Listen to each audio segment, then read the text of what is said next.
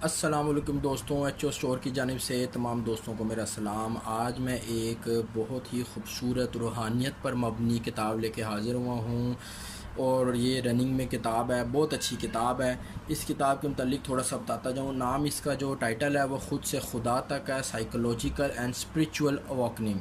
मोहम्मद नासिर इफ्तिखार साहब जो हैं वो इसके राइटर हैं। किताब के मुतालिक थोड़ा सा बता दूँ, उसकी बाइंडिंग जो है वो हार्ड है, खूबसूरत बाइंडिंग है। इस किताब के अंदर 455 के लगभग जो हैं वो पेजेस हैं, साफ़ सुथरे खूबसूरत पेजेस हैं। दीनी जो है वो थीम के ऊपर ये किताब बनी हुई है। खूबसूरत सफ़े हैं, आँखों के लिए जो कंफर्टेबल हैं। इसकी किताब की जो प्राइस है वो इंशाल्लाह आपको रीज़नेबल और डिस्काउंटेड प्राइस के साथ एच.ओ. स्टोर पे ये किताब मिल जाएगी।